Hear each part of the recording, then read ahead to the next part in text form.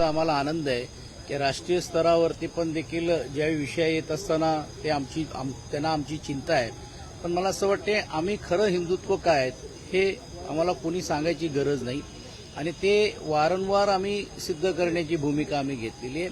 त्याही प्रकरणाच्या बाबतीत ते जे बोललेले आहेत त्याला योग्य रीतीने योग्य वेळी उत्तर निश्चितपणे दिलं जाईल. पुणे प्रकरणामध्ये आता हायकोर्टाने पुणे पोलिसांना फटकारलेलं आहे.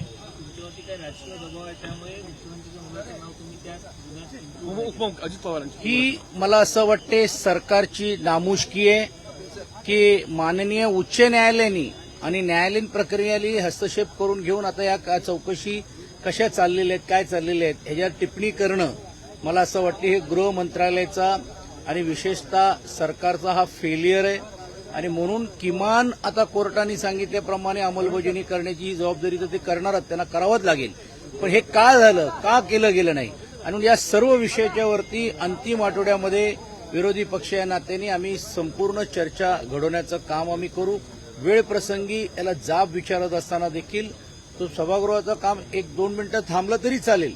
परंतु राज्यामध्ये सरसकट ज्या पद्धतीने मोठ्या प्रमाणावरती कायदा सुव्यवस्थेचा प्रश्न निर्माण होतोय आणि त्यात भ्रष्टाचाराचे अनेक मुद्दे मंत्री असतील किंवा मंत्रीतले कुटुंबातले लोकांचे असतील हे झाकण्याचं काम हे सरकार करतायत हे या एका प्रकरणाच्या माध्यमातून आपल्याला पाहायला मिळेल. दुसरीकडे अंबादास दानवे यांनी ट्विटच्या माध्यमातून प्रश्न उपस्थित केला की अतिवृष्टीसाठी मुख्यमंत्री सहाय्यता निधीमध्ये लोकांनी मोठ्या प्रमाणात निधी दिला, जवळपास 1 कोटीपेक्षाही जास्त निधी दिला, तरी देखील 75,000 रुपये देखील आतापर्यंत खर्च करण्यात आले. उर्वरित निधी काय इलेक्शन फंड आहे का? की कसं आहे की हे ते म्हणले ही गोष्ट खरी आहे कारण कोविडमध्ये पण तुम्ही बघितलं असेल की पीएम वेलफेअर फंड आणि हेल्थ फंड ह्याच्यामध्ये कोटीवधी रुपये मिळाले. त्याचा वापर काय केलं नाही केलं हे आपल्याला माहीत नाही.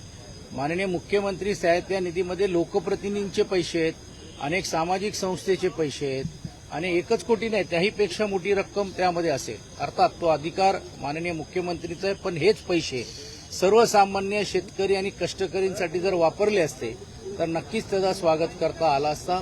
पण निव्वळ फक्त माहितीच्या अधिकारावरती आम्हाला जी मिळालेली माहिती आहे काही लाख रुपयेच खर्च त्या निधीतून झालेले आहेत. ही दुर्दैवी आहे आणि यातूनच ही कशी निराशजनक परिस्थिती आहे हे याच्यातून स्पष्ट होतं. कारण तुम्हाला सर्वांनाच माहीत आहे की पूर परिस्थितीच्या माध्यमातून ज्यावेळी तुम्ही बघितलं असेल की केंद्र सरकारची टीम ही रात्री आली, रात्री पाहणी केली आणि त्यावेळी ज्यावेळी त्यांना प्रस्ताव पाठवा म्हणून सांगण्यात आलं हा प्रस्ताव 27 नोव्हेंबरला म्हणजे तब्बल 1 महिन्यानंतर राज्यांनी पाठवण्याचं काम केलेलं आहे. ह्याच्यातूनच त्यांची निराश परिस्थिती ही स्पष्ट होते. सचिन भाऊ, खरं तर उद्धव ठाकरे मुख्यमंत्री असताना मुख्यमंत्री सहायता निधीतून जो दिला जाणारा निधी आहे त्यावरती कायम सत्ताधाऱ्यांनी बोट ठेवलं की 2च कोटी दिले आणि 1च कोटी दिले. मात्र आता मुख्यमंत्री सहायता जो निधी आहे त्यातनं फक्त 75,000 दिले जात आहेत. मग एवढे पैसे जमा होत आहेत या एकूणच विश्लेषणाकडे आपण कसं पाहतो? यात आम्ही मागच्या वेळीच पण हा प्रश्न मांडला होता आणि विशेषतः पीएम फंडाच्या बाबतीत पण होता की कोटीवधी रुपये मिळत आहेत, माननीय मुख्यमंत्री सहायता निधीमध्ये पण मिळत आहेत.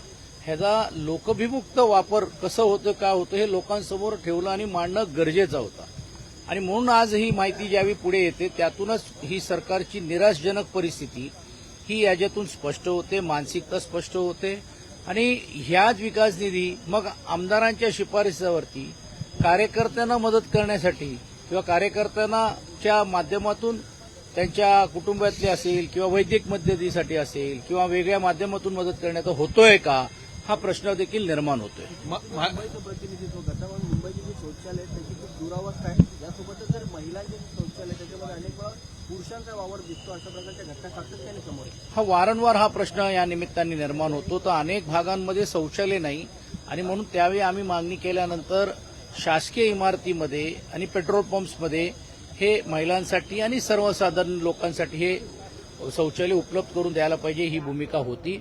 परंतु त्याची दुरवस्था पाहिल्यानंतर ही शोकांतिक आहे की 21व्या शतकामध्ये कोस्टल रोड अटल सेतू ह्याचा मोठा गोगा करण्याचं काम केलं जातोय. मात्र आजही प्राथमिक सुविधामधली जी असलेली महत्वाची शौचालयाची बाब ही दुर्लक्षित आहेत. हेच खऱ्या अर्थाने नाकारण्याची भूमिका पण नकारतेची भूमिका ही शासनाची या माध्यमातून दिसते. पालिकेच्या निवडणुकीमध्ये महायुती करूनच निवडणुका लढवायचं भाजपा, शिवसेना, राष्ट्रवादीने ठरवलेलं आहे. त्यांनी जाहीर करावं की ही महायुती ठाण्यामध्ये होणार आहेत का, कल्याणमध्ये होणार आहेत का, डोंबिवलीमध्ये होणार आहे का, पुणे पिंपरी चिंचवडमध्ये होणार आहे का. म्हणजे फक्त मुंबईसाठी सत्ताचा वाटप आणि विशेषतः सत्ताकरणच्या नावाखाली अर्थकरण करण्यासाठी सर्व एकत्र येत आहेत. मात्र आपापल्या जिल्ह्यामध्ये आपापल्या विभागामध्ये वेगवेगळी भूमिका मांडत आहेत. त्यांनी जाहीर करावं का नागपूरमध्ये पण महानगरपालिका महायुती म्हणून लढणार आहेत. तर नक्कीच आम्हाला वाटेल की महायुती एकत्रित आहेत. आणि ज्या पद्धतीने तुम्ही बघितलं की एकमेकांचे कॉलर पकडण्यापर्यंतची वेळ नगरपालिकामध्ये आली, महानगरपालिका तर एकमेकांच्या डोक्यावर बसणारच आहेत.